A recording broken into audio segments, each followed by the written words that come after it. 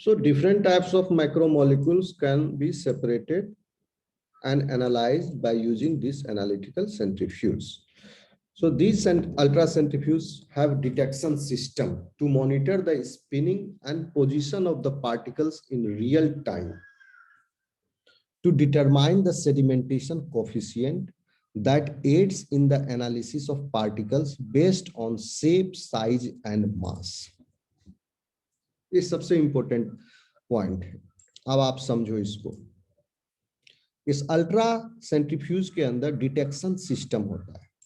तो detection system के detail में नहीं जाएंगे हम लोग, वो beyond the capacity of your syllabus है, इलेक्ट्रॉनिक्स है पूरा, ये होता है ऑप्टिकल सिस्टम है इसमें, ठीक है। बस इतना जान लो, डिटेक्शन सिस्टम होता है and this detection system monitors the spinning, यानी किस आरपीएम पर वो स्पीड पर अभी सेंट्रीफ्यूज मूव हो रहा है, that is also kept in the consideration, and position of the particle, where is the position of the particle is, and that is in real time, real time का मतलब क्या हुआ, live, जिसको तुम लोग लाइव बोलते हो ना, उसको समझ लो लाइव, रियल टाइम, अभी पर क्या है, इस टाइम पर क्या है, to determine the sedimentation coefficient, इससे सेडिमेंटेशन कोफिशिएंट उसका डिटरमाइन हो जाएगा, मतलब उसने कितना डिस्टेंस ट्रेवल किया उसको कैलकुलेट कर लेंगे। आपने ट्यूब के टॉप पर सैंपल प्लेस किया था, ऊपर में आधा घंटा तक स्पिन किया, सपोज 50,000 आरपीएम पर, अब वो ट्यूब के टॉप पर से आपका उस सैंपल में से कुछ पार्टिकल बीच में आ गया, मिडल में, कुछ बॉटम में आ गया सपोज, तो अब उस दोनों का सेडिमेंटेशन कोफिशिएंट क्या होगा, डिस्टेंस ट्रेवल्ड जितना किया और फोर्स अप्लाई जितना हुआ। यह भी हो सकता है, और उसके बेसिस पर एनालिसिस करेंगे, यह भी हो सकता है कि दोनों पार्टिकल का मास सेम हो, ठीक है, लेकिन सेडिमेंटेशन कोफिशिएंट डिफरेंट हो। अगर हमको दो पार्टिकल का मास अगर सेम मिला but the sedimentation coefficients are different, तो इसका मतलब क्या होगा, उसका शेप और साइज में फिर अंतर है होगा। शेप एंड साइज आर, ठीक है, क्योंकि डिफरेंट मास का अगर सेटल डाउन होने का स्पीड जो है वो फिर किस वजह से डिफरेंट हो सकता है, उसका शेप साइज अगर अलग होगा तभी वो डिफरेंट होगा। तो इस तरह से हम उसका एनालिसिस करते हैं। Analytical centrifuge for the determination of relative molecular mass of A macromolecule can be performed by sedimentation velocity approach और सेडिमेंटेशन इक्विलिब्रियम मेथोडोलॉजी। देखो, सेडिमेंटेशन दो तरह का अप्रोच है जिससे हम करते हैं, सेडिमेंटेशन वेलोसिटी अप्रोच, मतलब कितना स्पीड से वो सेडिमेंट हो रहा है। अगर डेंसिटी आपका ग्रेडियंट जो है सॉल्यूशन में, ठीक है, जिस सॉल्यूशन में आपने सैंपल डाला, अगर उसमें ग्रेडियंट है, ठीक है, उसका भी तो एक डेंसिटी है उस सॉल्यूशन का, तो उस सॉल्यूशन का अगर density is less than the density of your sample, then your sample will go penetrate in that sample, in that density of the solution। इस बात को समझो, बोर्ड रहता तो ज्यादा अच्छा से ये समझा सकते थे।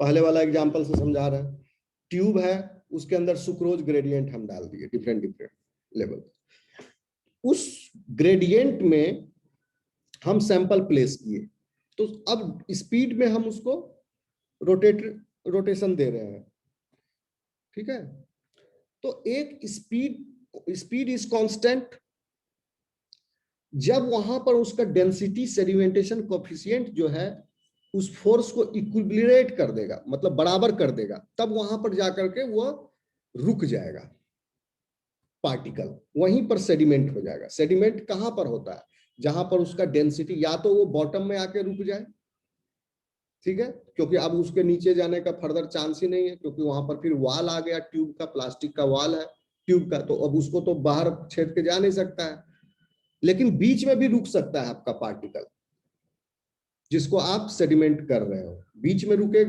में भी रुक सकता है। क्यों रुकेगा? क्योंकि वो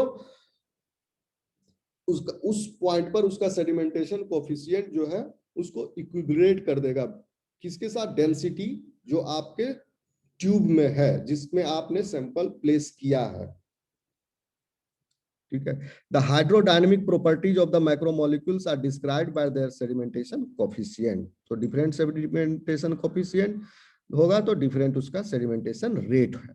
सेडिमेंटेशन कोफिशिएंट अगर ज्यादा है तो ज्यादा सेडिमेंटेशन रेट है, कम है तो कम है। The coefficients can be determined from the rate that a concentration boundary of the particular biomolecules moves in the gradation. So इतना डिटेल में जाने की जरूरत नहीं है।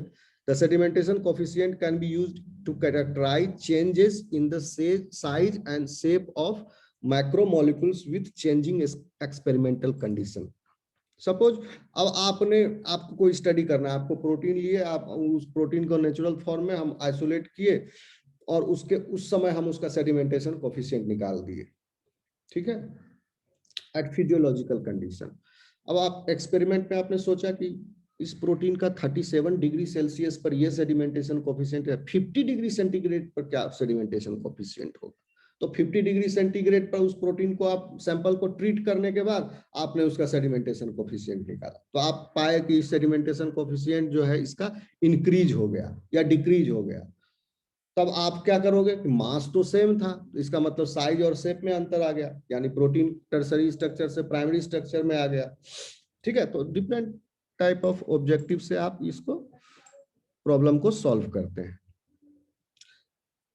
So there are 3 optical systems which are present for the analytical ultracentrifuge. क्या क्या हम मेजर करते हैं? एब्जॉर्बेंस से भी हम उस पर नजर रखते हैं कि उसका एब्जॉर्बेंस पर क्या असर पड़ रहा है। लास्ट क्लास में हम लोग पढ़े थे एब्जॉर्बेंस।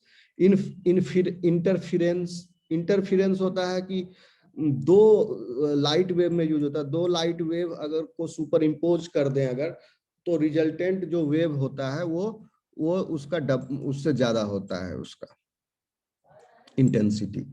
तो ये इंटरफेरेंस मेथड से भी हम नजर रखते हैं। और फ्लोरोसेंस मतलब प्रोटीन को हम टैग कर दिए, विजिबल नजर भी रख सकते हैं कि हमारे ट्यूब में वो सैंपल कहाँ पर है, तो उसको हम फ्लोरोसेंट टैग लगा देते हैं, तो वह कैमरा जो है उसको डिटेक्ट कर लेता है कि यहाँ पर फ्लोरोसेंस है, चमक रहा है।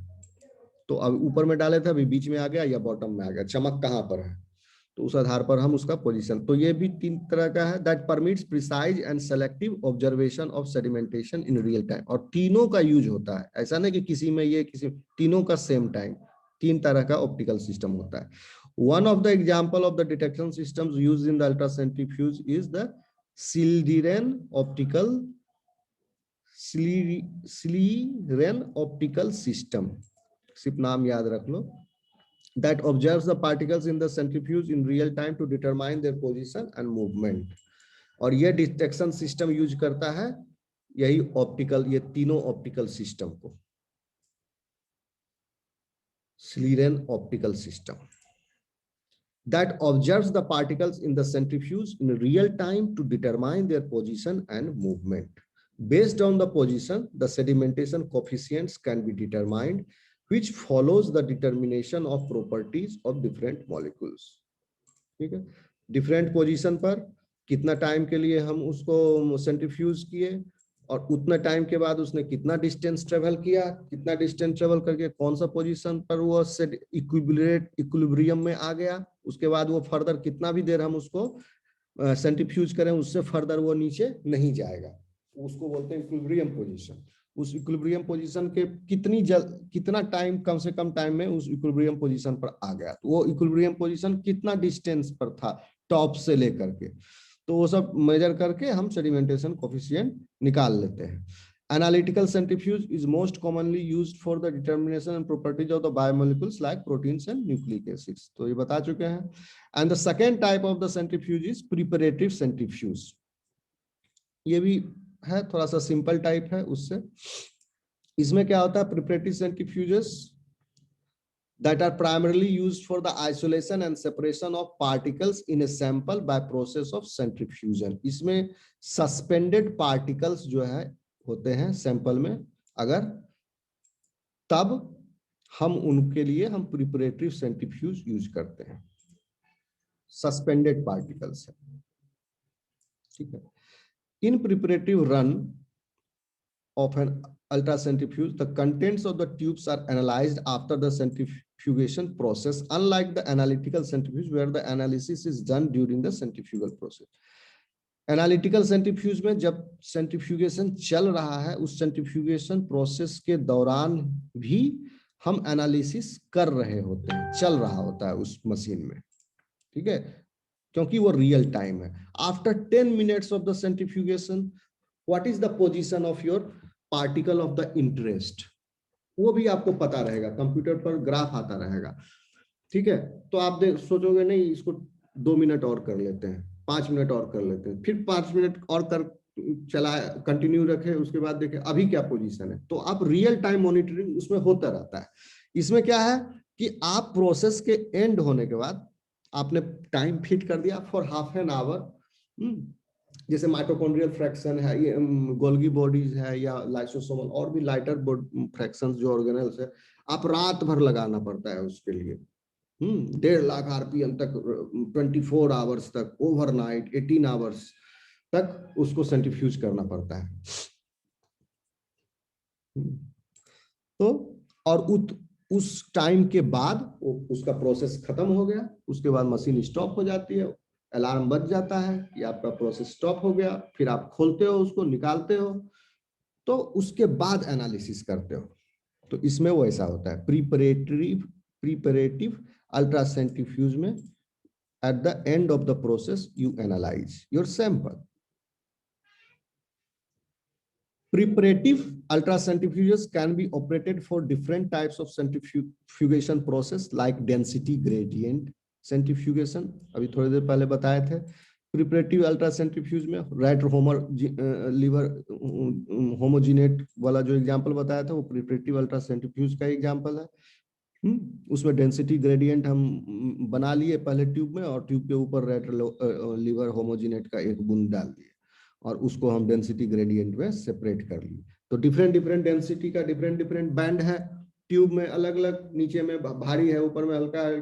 तो इस तरह से वो डिफरेंट ऑर्गेनल्स डिफरेंट बैंड में अपना आ जाएगा। नहीं अगर डेंसिटी ग्रेडियंट बनाएंगे तो क्या होगा, अलग अलग नहीं हो पाएगा अच्छा से। क्यों?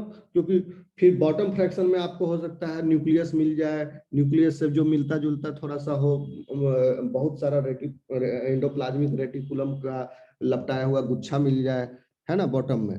लेकिन ग्रेडियंट अगर बना ले तो फिर बॉटम से फर्दर वो वाल की तरफ नहीं जा सकता। अगर ग्रेडियंट रहता तो वो कहीं ना कहीं बीच में अलग अलग आके स्टॉप हो जाता अपने वेट सेडिमेंटेशन कोफिशिएंट के हिसाब से। ग्रेडियंट अगर रहेगा तो वो सेडिमेंटेशन कोफिशिएंट के हिसाब से वो सेपरेट हो जाएगा, क्योंकि हर बैंड में उसका इक्विलिब्रियम होगा जिसको आप सेपरेट कर, हर बैंड में जिस बैंड में उसका इक्विलिब्रियम होगा उस बैंड में स्टॉप हो जाएगा उसका further migration.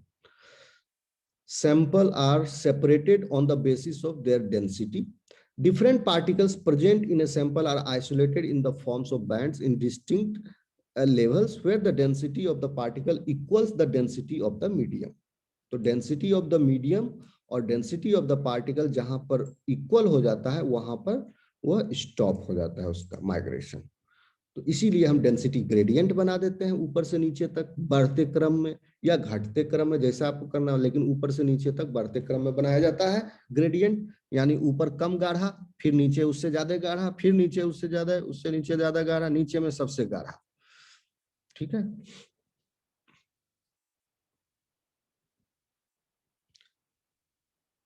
In density gradient centrifugation and isopycnic centrifugation, the particles of a sample are separated on the basis of their density. तो density gradient और इसमें on the basis of their density होता है। Different particles present in a sample are isolated in the forms of bands in distinct level, ये तो बता चुके हैं, ठीक है। In differential centrifugation, differential centrifugation में क्या, इसमें भी दो टाइप का होता है। प्रिपरेटिव सेंट्रीफ्यूज में भी दो टाइप का है, यानी एक टाइप का जिसमें हम डेंसिटी ग्रेडियंट यूज करते हैं, और दूसरा है हम जिसमें डिफरेंशियल यूज अप्रोच लगाते हैं। तो डिफरेंशियल अप्रोच में क्या करते हैं, the particles are separated by applying different speeds of the rotors. तो हम क्या किए, एक सैंपल लिए और सैंपल को हम अब 5000 आरपीएम के लिए हम 10 मिनट तक उसको रोटेट किए। तो क्या हुआ, हमको बॉटम फ्रैक्शन मिल गया। जितने भी भारी पार्टिकल्स 5000 आरपीएम पर बॉटम पर जा सकता था, सेटल हो सकता था, वो सब आ गया। और लाइटर वाला सुपरनेटेंट में रह गया। अब हमको स्टडी क्या करना, मान लो माइटोकॉन्ड्रिया ही हमको स्टडी करना, तो अगर हम डिफरेंशियल अप्रोच लगाएं तो कैसे लगाएंगे। माइटोकॉन्ड्रिया सपोज करो कि होता है आपका 50,000 आरपीएम पर, तो डिफरेंशियल अप्रोच लगाएंगे तो 5000, पहले हम 5000 पर आरपीएम पर करके निकाल दिए। उसमें जो भी प्लाज्मा मेम्ब्रेन और जो पूरा का पूरा सेल जो बर्स्ट नहीं हुआ, होल सेल भी तो होमोजिनेट करेंगे तो जरूरी नहीं है कि सारा का सारा सेल बर्स्ट ही हो जाए और साइटोप्लाज्मिक कंटेंट बाहर आ जाए। कुछ सेल बर्स्ट नहीं किया होगा तो भारी, वो ज्यादा हैवियर पार्टिकल होगा जो सेल बर्स्ट नहीं किया हो, तो वो सब हम 5000 पर करके बाहर निकाल दिए।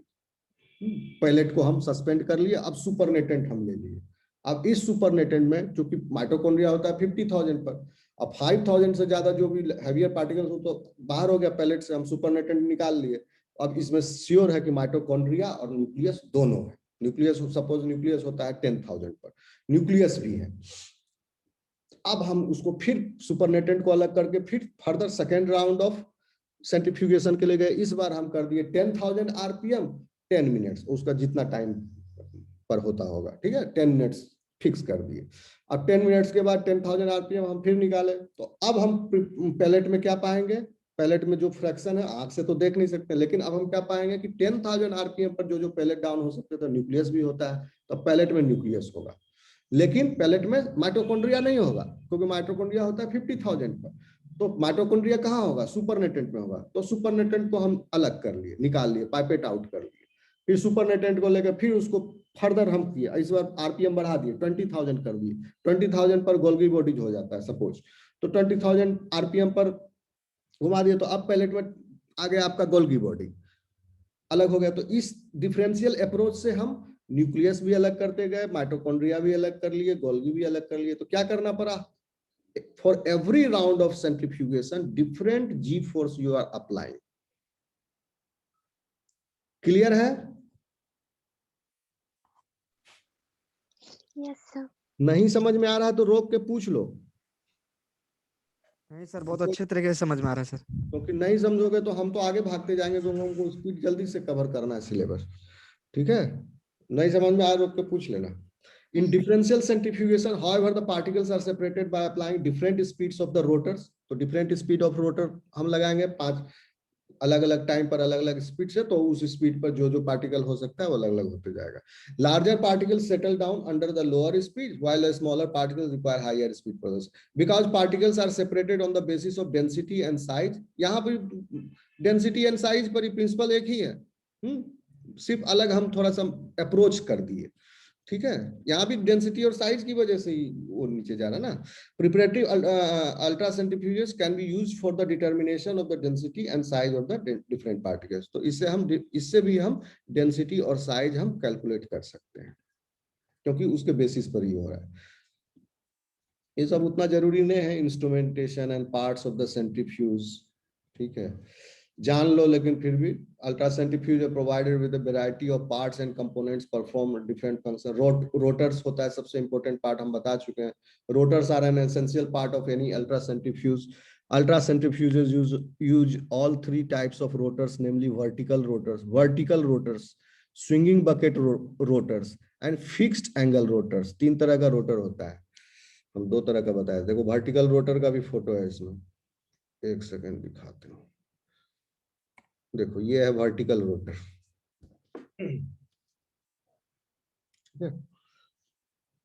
वर्टिकल रोटर कहां पर यूज होता है, वर्टिकल रोटर यूज होता है एनालिटिकल में, और ये सब ज्यादातर यूज होता है डिफरेंशियल में, स्विंगिंग बकेट, ये सब भी एनालिटिकल में यूज हो सकता है।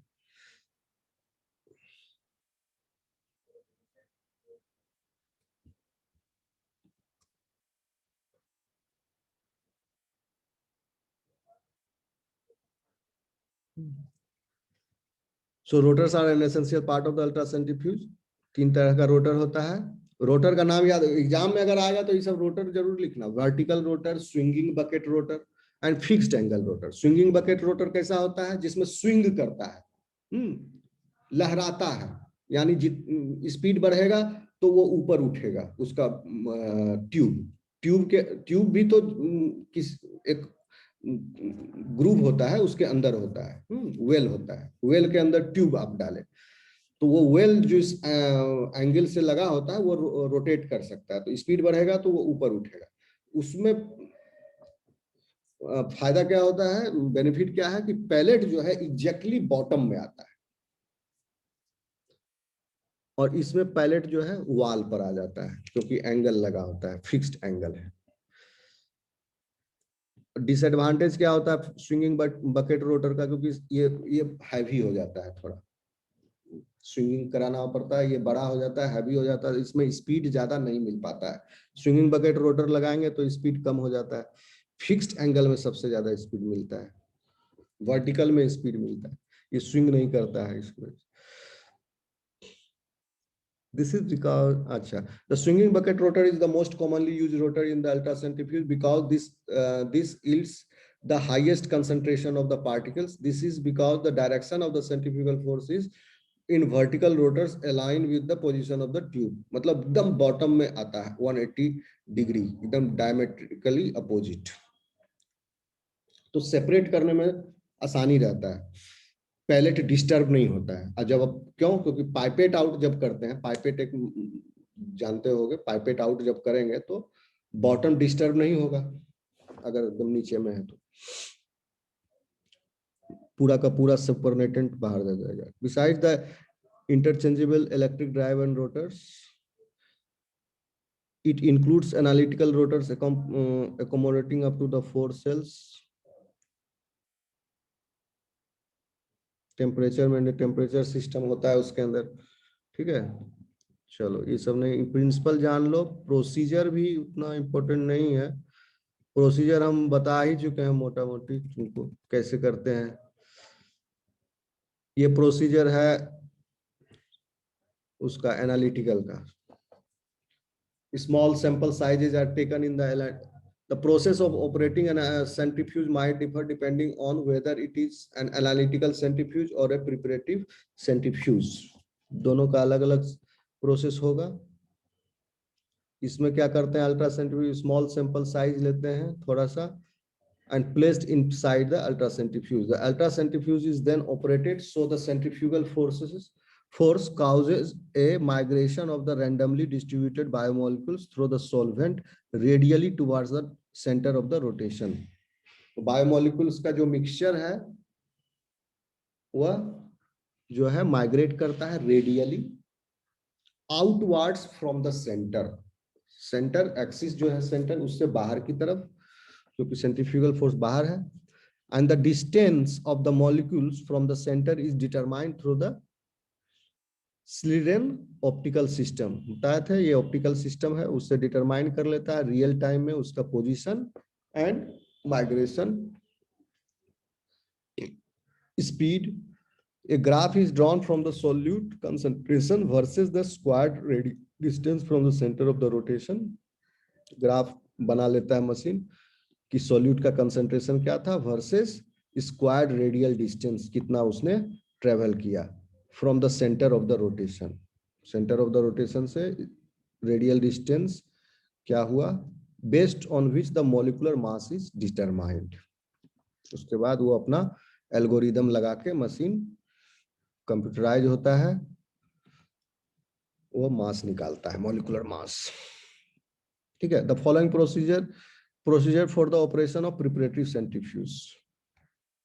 ये प्रिपरेटरी सेंट्रीफ्यूज में करते हैं। प्रिपरेटरी सेंट्रीफ्यूज भी 2 तरह का है, एक है डेंसिटी ग्रेडियंट सेंट्रीफ्यूगेशन जिसमें क्या है, डेंसिटी ग्रेडियंट बनाते हैं, हम बता चुके हैं। Sucrose density gradient is a common example, जिसमें सुक्रोज डेंसिटी ग्रेडियंट तब बनाते हैं जब ऑर्गेनेल जैसे माइटोकॉन्ड्रिया, न्यूक्लियस, एंडोप्लाज्म सब अलग करना है, तब सुक्रोज डेंसिटी ग्रेडियंट। अदरवाइज, और अगर न्यूक्लिक एसिड और प्रोटीन है अगर, तो उसके लिए सीजियम सॉल्ट होता है। अरे कितने लोग हैं पार्टिसिपेंट्स, अच्छा। तो दो एग्जांपल है डेंसिटी ग्रेडियंट का, sucrose and caesium salt. So in preparative ultracentrifuge using density gradient, a density gradient has to be prepared. Density gradient prepare करने की जरूरत है. For this, a layer of less concentrated sucrose is applied over a layer of more concentrated sucrose, which creates a sucrose density gradient. High concentration के ऊपर low concentration of sucrose apply कर दिया जाता है, और ये जो हाई और लो कंसंट्रेशन ऑफ सुक्रोज है दोनों आपस में मिक्स नहीं होता है, तो दोनों का बाउंड्री जो है डिफाइंड रहता है, इसीलिए आपको एक बैंड मिलता है। Some ultracentrifuges come with the gradient forming devices that can make the gradient by themselves. आजकल थोड़ा और एडवांस हो गया है, सुक्रोज डेंसिटी ग्रेडियंट आज से 50 साल पहले यूज होता था, अभी भी यूज होता है, लेकिन आजकल कॉमर्शियली अवेलेबल मार्केट में ऑलरेडी रेडी मेड आ गया है। ढक्कन खोलो, स्प्रे मारो, अपने आप नीचे भारी ऊपर हल्का, पूरा ट्यूब में बन जाएगा ग्रेडियंट, इस टाइप का आ गया है। तो ये सब, लेकिन प्रिंसिपल जान लो। Then the sample is placed in the centrifuge tube over the gradient. Sample को सेंट्रीफ्यूज ट्यूब के ऊपर हम प्लेस कर दिए, and then the tubes are placed in the racks of the rotors of the centrifuge. उसके बाद tube को भी रोटर के रैक के अंदर डाल दिए, एंड टेम्परेचर और टाइम हम सेट कर दिए। कितना, अब जैसे माइटोकॉन्ड्रिया अलग कर रहे हैं, तो माइटोकॉन्ड्रिया अलग कर रहे हैं तो दिमाग लगाओ कितना टेम्परेचर सेट करेंगे। 37 डिग्री सेट करेंगे तो 37 भी ठीक है, 4 भी ठीक है, प्रिजर्व रहेगा। -20 नहीं रख सकते हो, लेकिन अगर डीएनए और प्रोटीन के साथ वर्क कर रहे हैं, डीएनए के साथ कर रहे हैं तो -20 कर देंगे। तो सुटेबल टेम्परेचर और टाइम हम सेट करके लीड को क्लोज कर देंगे, प्रोसेस स्टार्ट कर देंगे। The particles travel through the density until they reach a point at which the density matches the density of the surrounding medium। वहां तक वो ट्रेवल करेगा जब उसका डेंसिटी जो है मीडियम, यहाँ मीडियम क्या है, सुक्रोज है, सुक्रोज डेंसिटी ग्रेडियंट है तो सुक्रोज मीडियम है, और सैंपल आपका रैट लीवर होमोजिनेट हो गया, तो उस रैट लीवर होमोजिनेट में जो कंपोनेंट जहां जहां पर जिसका डेंसिटी जहां जहां मैच करेगा उस ग्रेडियंट में बढ़ते डेंसिटी के बढ़ते क्रम में वो वहां जाके प्लेस हो जाएगा और वहीं रुक जाएगा। So the fraction are removed and separated, obtaining the particles as isolated units. उसके बाद हर फ्रैक्शन को केयरफुल्ली हम सेपरेट कर लेंगे और पार्टिकल को हम निकाल लेंगे। और डिफरेंशियल सेंट्रीफ्यूगेशन अभी बता चुके हैं, क्या करेंगे। In differential centrifugation the sample is homogenise in the medium containing buffer.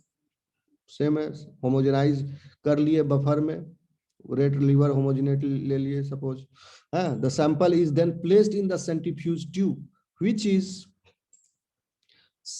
which is operated at a particular centrifugal force for a specific time at a particular temperature for a specific time। Centrifugal force भी set कर दिए, suppose 5000 RPM है 10 minute के लिए 4 degree centigrade पर, उसमें क्या हुआ और एक तरह का कंपोनेंट अलग हो गया। फिर दूसरे बार में हम उसको 10,000 कर दिए 4 डिग्री सेंटीग्रेड 10 मिनट से, तो 10,000 वाला अलग हो गया। तो स्टेप वाइज मैनर में डिफरेंट स्पीड पर हम सब ऑर्गेनेल्स को निकाले। By the end of this operation a pellet will be formed at the bottom of the tube which is separated from the supernatant।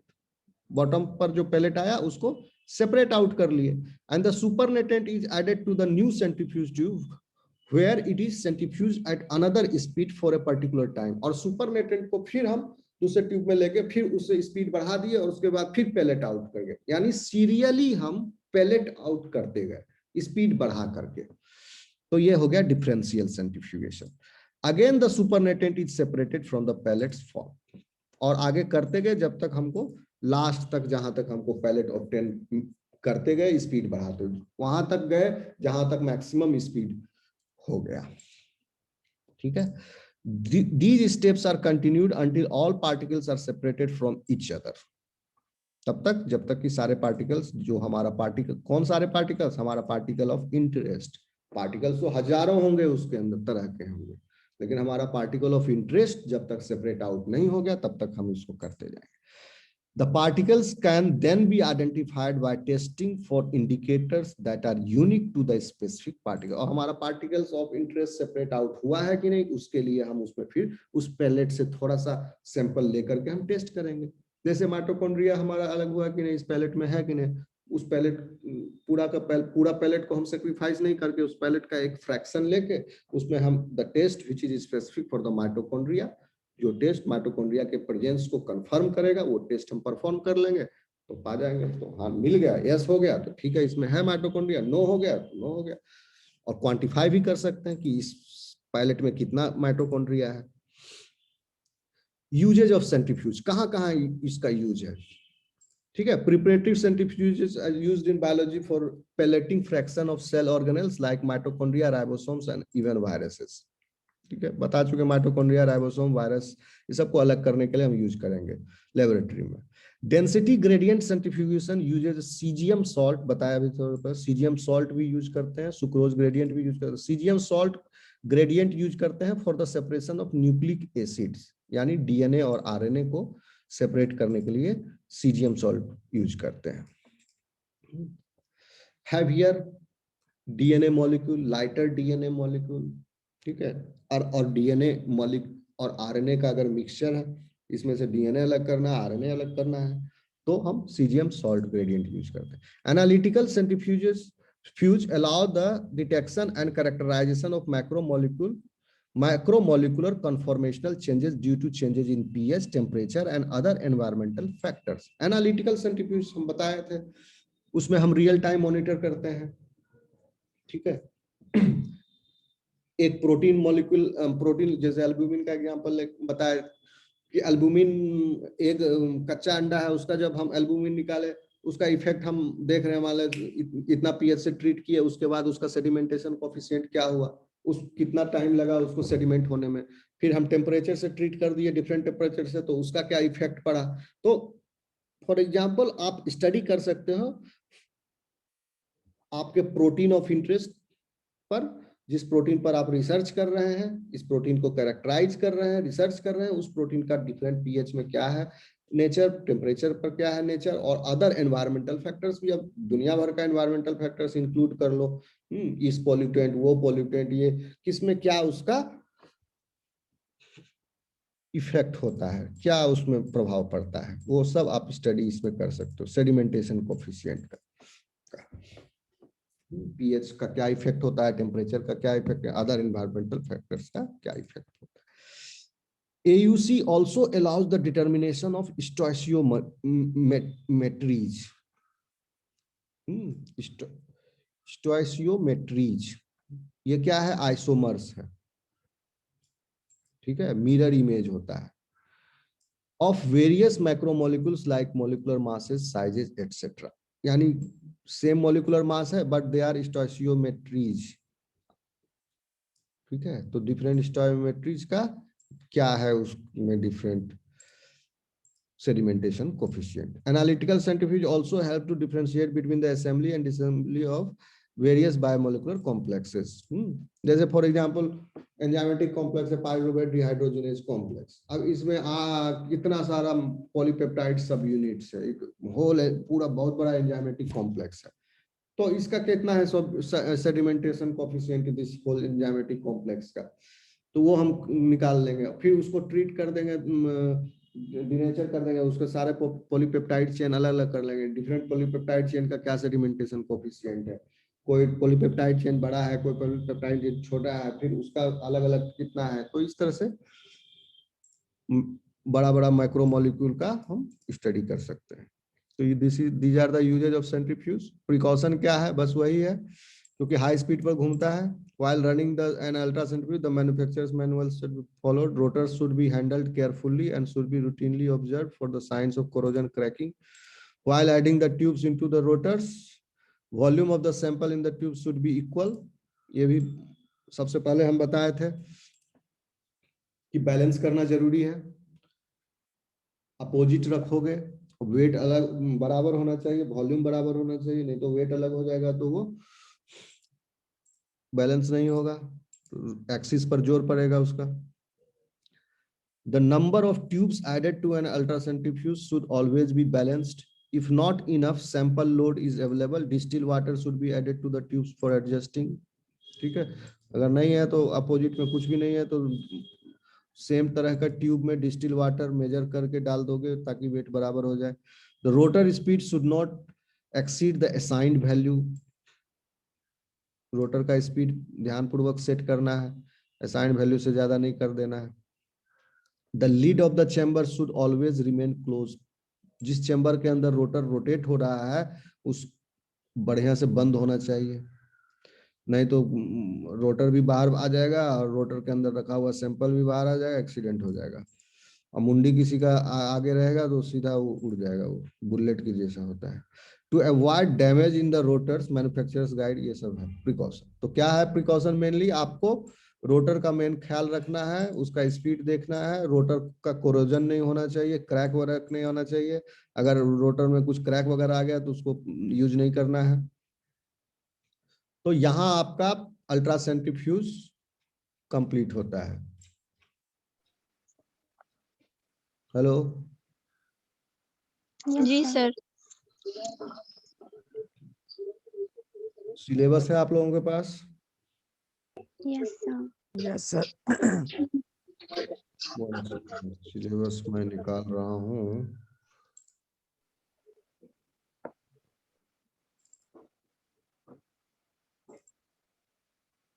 ये है सिलेबस। स्क्रीन शेयर कहाँ गया? अब ये बंद हो जाएगा, ठीक है। तो ये अभी इसके बाद एक थोड़ा देर के बाद मैं फिर व्हाट्सएप पर मैसेज करूंगा, ठीक ठीक है। तो उसके बाद आप लोग फिर से कनेक्ट हो जाओगे हर आगे के क्लास के लिए। थोड़ा देर के लिए ब्रेक मैं दूंगा, उसके बाद आप लोग, ये रहा आपका सिलेबस। इसमें अभी हम माइक्रोस्कोपी यूनिट 1 में ये अल्ट्रा सेंट्रीफ्यूज तक हो गया, माइक्रोस्कोपी बच रहा है, इसको हम थोड़ा देर के बाद समझाएंगे, पहले ये समझा देंगे, कवर कर देंगे। यूनिट 2 में हम एंटर करेंगे सेपरेशन टेक्निक्स और इम्यूनोलॉजिकल टेक्निक्स, यूनिट 2 को कवर करेंगे, उसके बाद हम फिर माइक्रोस्कोपी कवर करेंगे, ठीक है। क्या टाइम हो रहा है? 8:30 बज रहा है। तो अब आप लोग हमसे, मैं व्हाट्सएप कर दूंगा 2 घंटे के बाद, तब तक तुम लोग तैयार हो यार, रेडी वेडी हो जाओ, ठीक है। जी सर। नाश्ता पानी कर लो। Okay sir. ओके चलो, 2 ठीक। घंटे के बाद यानी 10:30 बजे, ठीक है। ठीक सर। 10:30 बजे सेपरेशन टेक्निक शुरू करेंगे। Okay sir. Okay sir. चलो।